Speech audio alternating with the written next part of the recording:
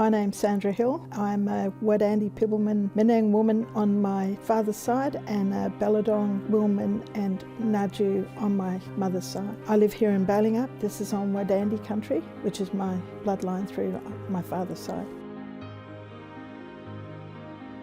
I was 6.5 when we were taken away from Mum and Dad with my two sisters, and we were put into Sister Kate's home for half-caste kids. I was there for about 3 years. While I was there, it was such a cruel, hard place and very traumatising. We were marched into church every day. When we were in the church, I saw this amazing painting of this angel with her arms reaching out. It was the only beautiful thing in the whole place. So I focused on her to keep my spirit up.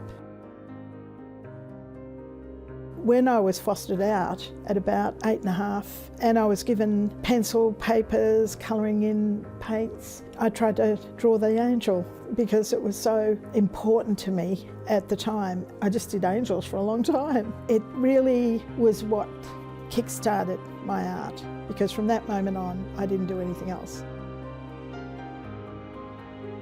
I think it was probably the first time somebody bought an artwork off me, which was way back in the 70s probably. And I thought, this is great, I could keep doing this. I was the recipient of a Australia Council Creative Development Fellowship, and I've been doing art ever since. And the first exhibition I had was about stolen generation. Every family was affected by stolen generation in the southwest, in the Noongar community, the Bibbleman community. Nobody knew about it. They didn't know, you know, this stolen generation was a catchphrase, but it wasn't to us. And I needed to use art to put it out there.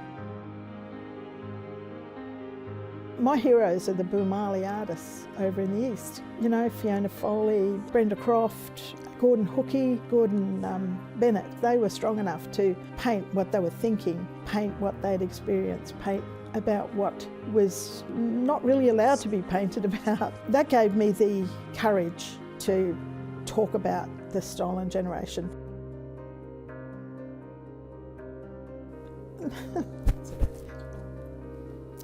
I never could have dreamed of the red ochre. I just thought, you know, when only famous artists get those things. I've had a very, very long fight finding my culture, finding my family, finding my community, finding my place in our community, and finding my way from having it all taken away.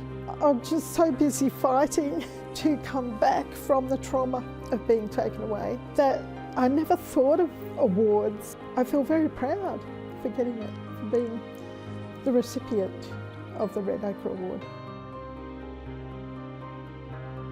The passion I had was to tell my stories, to tell my mum's stories, to share the experiences. I think it's hugely important that they do understand who we are as people and as individuals.